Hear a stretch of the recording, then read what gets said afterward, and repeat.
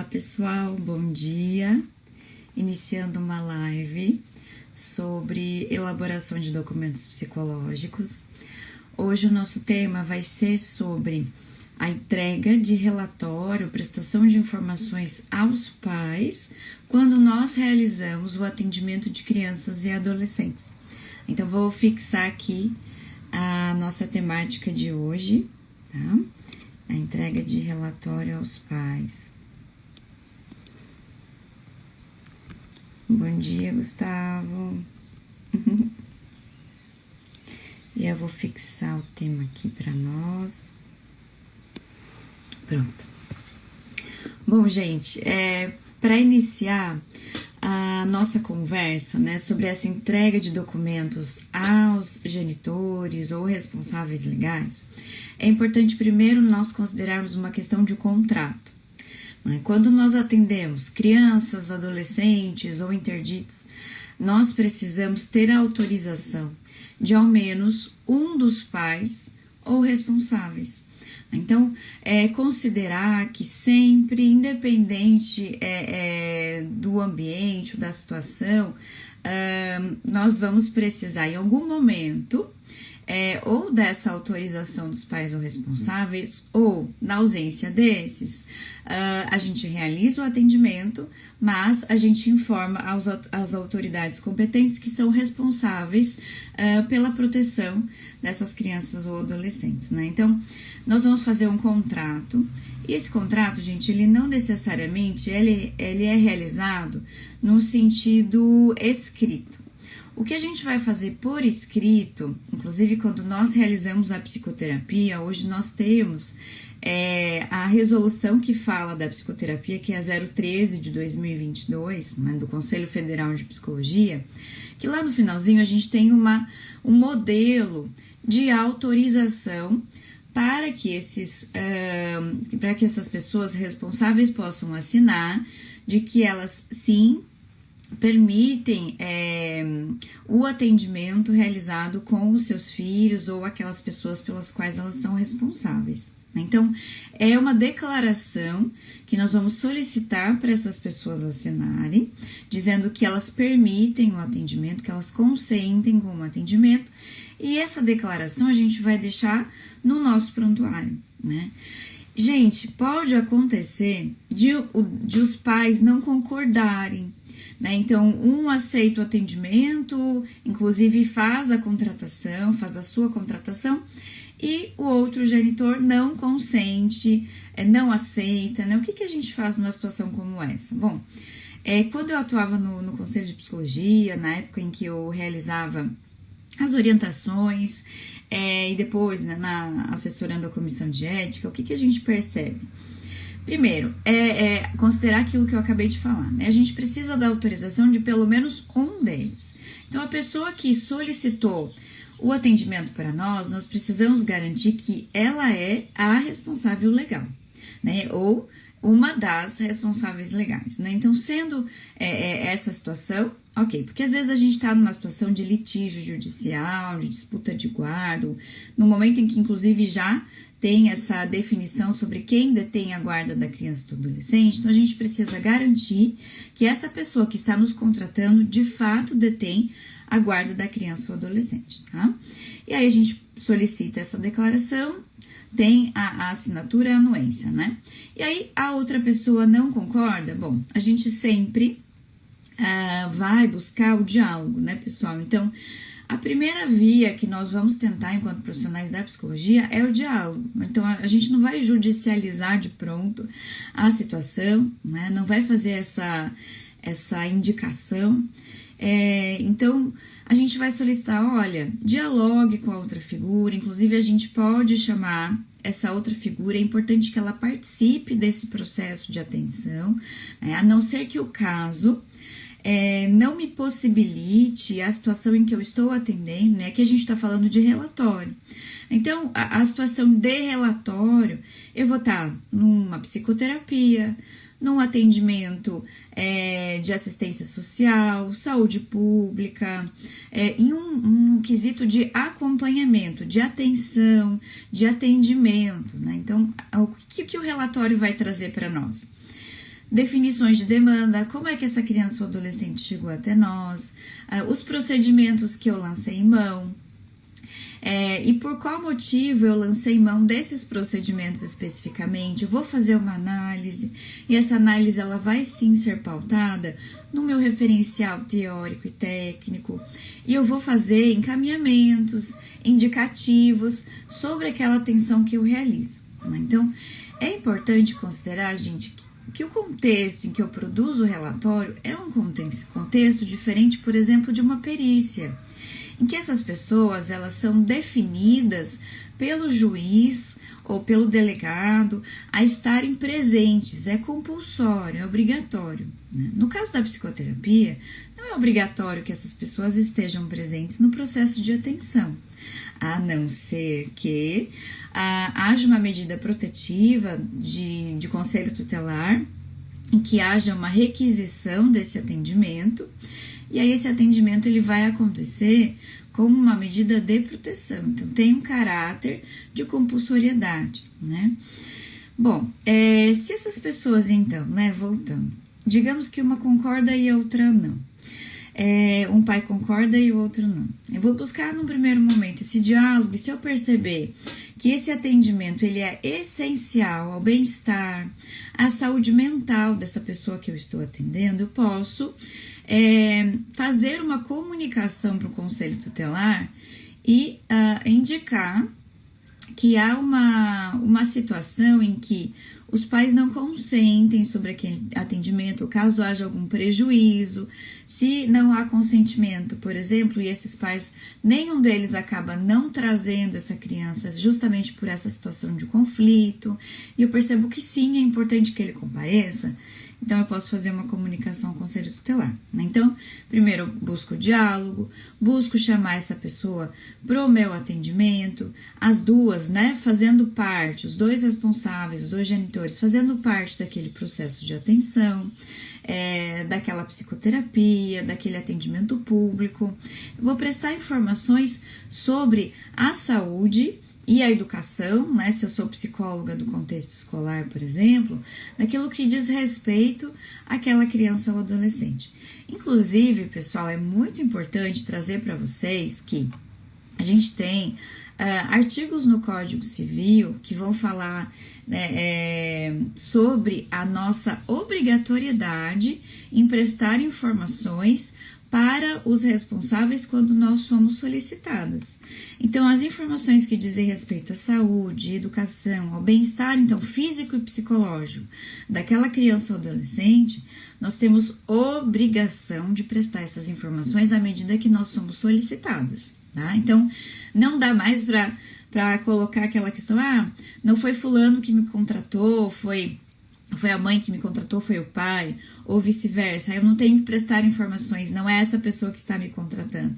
Gente, à medida que essas pessoas são responsáveis, inclusive quando a gente está falando de uma guarda unilateral, gente, mesmo que a guarda seja unilateral, aquele genitor que não detém a guarda tem direito, não só direito, tem o dever de fazer esse acompanhamento daquilo que diz respeito à saúde, à educação, aos cuidados daquela criança ou adolescente, tá? Então, nós temos a obrigação de prestar essas informações à medida que nós somos solicitados.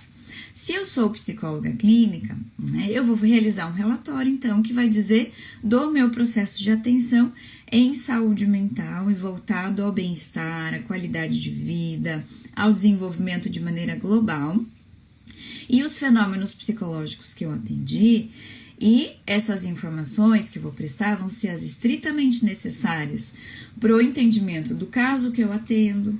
E eu preciso entender também, pessoal, qual é o contexto de solicitação desse documento, né? Então, por exemplo, a gente tem uma família que está num processo judicial, e aí a mãe me procura para fazer um relatório do atendimento, inclusive faz alguns indicativos, né? Olha, Tu pode dizer como eu acompanho mesmo a minha filha, como eu sou uma boa mãe.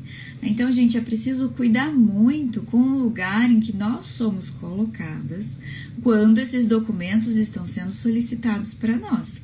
Porque às vezes a gente está em meio a uma disputa, né? Se diz hoje que muitas vezes a gente está em meio a um cabo de guerra, um jogo de forças, somos uma peça essencial dentro de um quebra-cabeça. Então, o que é importante ponderar?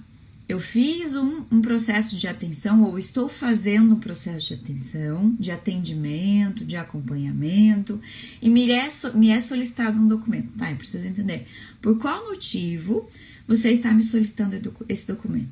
O que vai ser feito com essas informações, tá? E mesmo que a gente tenha um processo judicial em curso, o meu documento, o meu relatório não está sendo realizado para o fim judicial. Isso é muito importante ter como diferença. O meu relatório está sendo produzido em decorrência de um atendimento que eu realizei.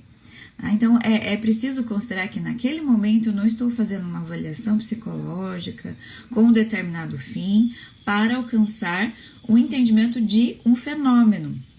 Não lancei mão de um processo específico como numa avaliação psicológica pericial, por exemplo. Tá?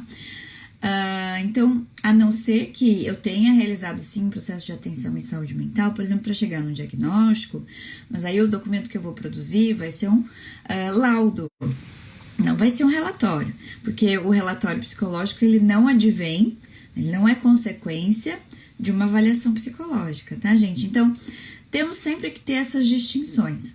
Qual foi o processo de trabalho que eu utilizei? E qual é o documento decorrente desse processo de trabalho e quem é essa pessoa solicitante. Então, a mãe solicita um documento sobre o processo de atenção que eu realizei e vou produzir um relatório. O outro genitor, mesmo que ele não seja o contratante, o pagante, enfim, ele tem direito de acessar as informações produzidas por mim. Agora, quando eu estou falando de crianças e adolescentes, é bem importante considerar também que, às vezes, essa prestação de informações, que é direito, né, de acesso dos responsáveis, dos pais ou responsáveis legais, pode colocar em risco essa criança ou adolescente. Digamos que, por exemplo, a área de atuação em que eu me encontro. Eu atendo uma criança em situação de violência. E aí ela me relata no atendimento que um dos genitores comete determinada violência. E aí esse genitor me solicita um relatório. Bem, no meu relatório vão ter informações, sim, sobre essas violências que surgiram, até porque o Ministério da Saúde nos orienta. Quando nós estamos lidando com situações de violência, eu vou colocar no meu prontuário, inclusive, possíveis autores, violências e encaminhamentos. Então, isso é importante considerar para o bom termo do trabalho, para a proteção da integralidade dessa criança ou adolescente. Quando eu produzir um documento, algumas informações precisam estar presentes. Agora, quando eu for informar para os pais, por exemplo, que há uma situação de violência ali, eu considero. Quando eu encaminho essas informações, será que eu estou colocando essa criança em risco? Então, eu preciso garantir que antes de eu prestar essas informações que de alguma maneira podem colocar a criança em risco, eu vou trabalhar no sentido de protegê-las. Então, e qual que é a minha primeira função na hora de proteger uma criança ou adolescente? Comunicar o conselho tutelar. Inclusive, hoje a gente tem a lei em Riborel, né, que vai ter a questão das medidas protetivas de urgência e, caso seja necessário, produzir um afastamento do autor de violência, do convívio daquela criança, ou afastar aquela criança, né? Então, encaminhar, auxiliar por encaminhamento para uma família extensa, para uma família acolhedora, né? Ou para uma instituição de acolhimento. A gente vai considerar essas perspectivas de proteção antes da entrega do nosso documento para esses pais. Né? E o que inclusive vai falar o nosso código de ética lá no artigo 1º, que vai falar das nossas responsabilidades. Pessoal, eu vou até aqui dar uma olhada para vocês, porque trabalhei muitos anos com isso, mas as letrinhas, né, as alíneas, como nós colocamos especificamente, são a F e a G. Então, quando a gente está fornecendo os documentos, olha só, fornecer a quem de direito as informações que decorrem ou que são concernentes do nosso trabalho. O que isso significa? Eu vou realizar um processo de atenção. As informações concernentes ao trabalho são as informações que dizem respeito ao trabalho que eu vou realizar. Então, é direito dos pais ou responsáveis legais saberem que processo de trabalho eu vou utilizar. Eu vou fazer entrevistas, será que eu vou aplicar testes? Será que eu vou fazer visita na escola? Será que eu vou fazer análise de algum documento? Será que eu vou chamar outras pessoas que dizem respeito daquele contexto da criança ou adolescente? Então, do que eu vou lançar a mão e por quê? Então, eu vou fazer uma análise da demanda inicial, do motivo que trouxe aquela criança ou adolescente até mim, e vou, então, deliberar sobre os principais instrumentos ou procedimentos ou métodos que eu vou utilizar para fazer aquele atendimento.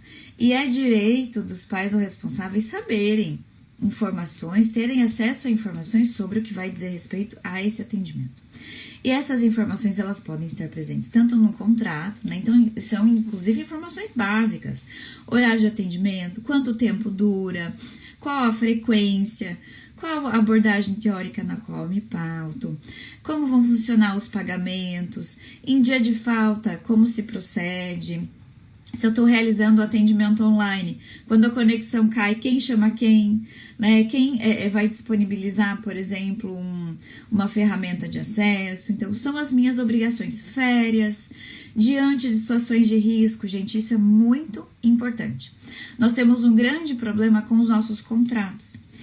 Eu trabalho com violências, né, qualificando inclusive a rede de atenção de todo o Brasil na situação de violências, e eu percebo que nós temos um grande problema com o contrato. Então, a criança ela é matriculada na escola, a escola não avisa essa criança que diante de qualquer situação de risco, de violência, risco em relação a si próprio, ou a vida de outras pessoas que convivem com ela, nós temos o dever de quebrar o sigilo.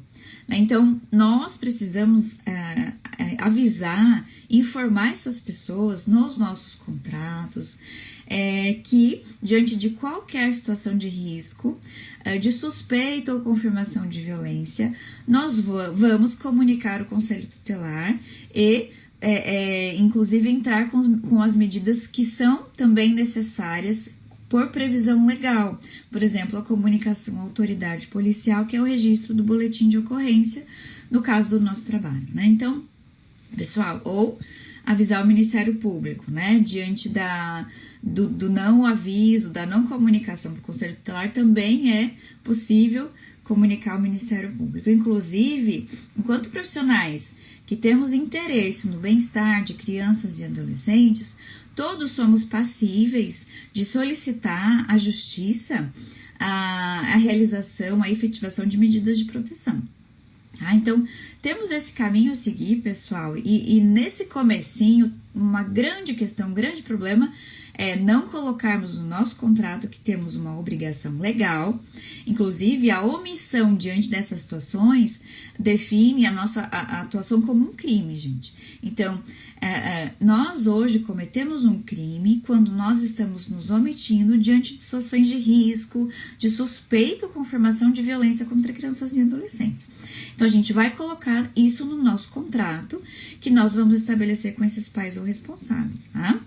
E aí, quando nós somos solicitados pela polícia, pela justiça, a elaborar um documento decorrente do nosso trabalho, essas informações precisam ser prestadas, precisam ser colocadas à tona. Então, sim, nós vamos quebrar o sigilo dentro do estritamente necessário para o entendimento daquele caso, né, para o bom termo daquele trabalho, para a proteção integral daquelas pessoas, e isso vai estar, então, no nosso documento. Né? E muita gente fala, como é que fica o meu vínculo se eu quebro o sigilo? Gente, eu sempre digo, olhem para os seus princípios fundamentais do Código de Ética. O primeiro deles fala de direitos humanos relativos à integridade, à vida, né, a qualidade de vida dessas pessoas. Então, se não há vida, se não há integridade, se não há saúde física, né, então se aquele corpo não se apresenta emocionalmente estável, protegido, onde é que fica o vínculo? Né? Nem é possível o vínculo. Então é preciso também olhar para as prioridades que nós estamos utilizando nos nossos processos de trabalho. Tá? E todas essas informações, desde a organização dessa prestação do trabalho, isso precisa estar registrado no nosso prontuário. Então temos várias resoluções que, inclusive, quando nós vamos estudar, a gente precisa, pessoal, sempre olhar na página de atos oficiais do Conselho Federal de Psicologia. No caso de um adulto, caso a justiça solicita, né? A Michele pergunta para nós. Do mesmo jeito, Michele. Então, um adulto, quando nós vamos realizar um processo de atenção, esse contrato com ele, ainda que seja verbal e depois registrar em prontuário, vai ficar do mesmo jeito. Diante de qualquer suspeita ou confirmação de violência, porque também está nos nossos princípios fundamentais, agir no sentido de combater qualquer forma de violação de direitos. Então, nós sim precisamos informar as autoridades competentes, e aí a gente vai avisar essas pessoas nos nossos processos de início de trabalho, que temos essas obrigações. Inclusive, quando a gente fala, por exemplo, de mulher, deficiente, idoso, nós temos obrigações em relação a comunicações. São comunicações, às vezes, diferentes. Por exemplo, se a gente está falando de um idoso, é comunicar ao Conselho de Direitos da pessoa idosa, comunicar às autoridades policiais. No caso da mulher, temos essas obrigações também, a comunicação da autoridade policial. Obviamente, a gente vai fazer um plano de segurança, né? Como eu estava dizendo antes, a necessidade de fazer um plano para verificar, antes de qualquer encaminhamento, se essas pessoas estão em segurança. Então, por exemplo, se a gente está falando de uma mulher em situação de violência, a gente precisa entender que essa denúncia vai de fato protegê-la, porque às vezes a gente faz uma denúncia e chega, né? Essa denúncia na delegacia, e essa pessoa está em situação de risco ainda maior com esse homem ou com essa mulher, né, sua companheira ou seu companheiro, sabendo que foi feita uma denúncia. Então, quando nós, enquanto profissionais, tá, vamos fazer essas comunicações, junto com essa comunicação, também somos responsáveis pela organização dessa rede de atenção, no sentido dessa pessoa estar devidamente protegida. Né? Precisamos então considerar que as políticas que regem o nosso trabalho, elas atuam em conjunto. Então, quando a gente vai prestar uma informação sobre um atendimento, e esse atendimento ele tem informações pertinentes e importantes à saúde mental, à qualidade de vida, a possíveis situações de risco, nós precisamos informar no nosso documento, tá bom? Pessoal, a mesma coisa, nós temos ainda o artigo 13, né, do nosso Código de Ética. Então, desde lá do primeiro, dizendo para nós, né, do nosso código, que temos o dever de prestar informações desde a hora que essas pessoas chegam sobre o que vai acontecer com elas, e depois temos o dever de prestar informações sobre o que aconteceu, sobre os processos, os quais lançamos mão, por quê, qual é a articulação teórico-técnica, né? Aí vem um artigo 13 que vai trazer para nós que quando atendemos crianças, adolescentes ou interditos, nós temos a obrigação então de informar o estritamente necessário. E quando falamos de sigilo, a gente vai falar do artigo, desde no 8º, 9º, 10º, a gente tem a obrigação de proteger o sigilo, a confidencialidade, e essa quebra vai acontecer, então, dentro do estritamente necessário, na busca pelo menor prejuízo, tá? Gente, então, quando eu estou num processo de disputa judicial, eu preciso cuidar muito para o contexto de solicitação dessas informações e considerar, pessoal, não é atribuição do profissional da psicologia, mesmo que esteja no contexto pericial, prestar informações no sentido de deliberar sobre aquilo que não é nossa decisão, não é nossa atribuição. Por exemplo, eu dizer com quem deve ficar a guarda de uma criança, em que casa ela deve morar. Eu vou prestar informações que auxiliem no entendimento de um fenômeno psicológico, de um processo relacional, de uma relação específica, dar indícios de situações de violação de direitos, para que eu possa auxiliar na tomada de decisões e não decidir por mim mesma. Então, há um erro bastante grande nesse sentido. E aí, pessoal, eu vou trazer um convite muito pertinente para vocês.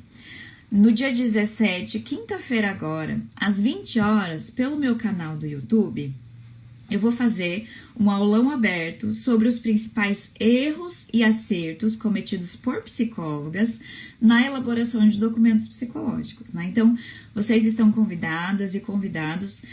Nós fazemos essa aula, né, em parceria com o Instituto com o Vinculare, né, cursos e supervisões em psicologia jurídica, da minha amigona Lara, que é psicóloga do Judiciário do Paraná. Então, gente, nós vamos organizar essa aula e organizamos, né, com muito carinho, pensando na qualidade. Eu e Lara, nós temos produzido já há algum tempo cursos, materiais, inclusive a gente tem um projeto para o ano que vem para vocês, né? Estamos elaborando um material escrito sobre a prestação de informações em documentos escritos pelo psicólogo e pela psicóloga, né? Então, essa aula que nós vamos oferecer na quinta-feira é sobre todas essas preocupações e aquilo que eu registrei quando eu estava no Conselho Regional de Psicologia, né? Então, eu pedi exoneração há mais ou menos 3, 4 meses para poder dar aulas pelo Brasil, qualificando os colegas que atuam em todo o Brasil com crianças, principalmente crianças, adolescentes e mulheres em situação de violência, a organização da produção documental, né? Da atenção propriamente dita. E aí, gente, desse bojo, né, da atuação do CRP com violências ao longo de toda a minha trajetória profissional até aqui e também da trajetória profissional da Lara, nós organizamos então uma aula aberta sobre esses principais erros e acertos. Então, na minha biografia, vocês têm o link de inscrições e ali então vocês podem se inscrever. É uma aula gratuita, online, em que vocês podem tirar dúvidas, né? Então, a gente vai fazer uma aula aberta em que é possível dialogar sobre aquilo que o profissional realiza. Por quê, gente? Inclusive, isso é importante. Hoje, uma das principais temáticas de denúncias no sistema Conselhos de Psicologia é justamente a elaboração de documentos. Tá? Então, a profissional de psicologia elabora os documentos sem a devida estrutura, não cuidando com articulação teórico e técnica, fazendo inferências sobre pessoas que não participaram daquele processo, inferências descuidadas, entre muitas outras coisas que nós vamos conversar então nessa aula aberta, que vai acontecer na quinta-feira. Então fica o convite para vocês, tá bom?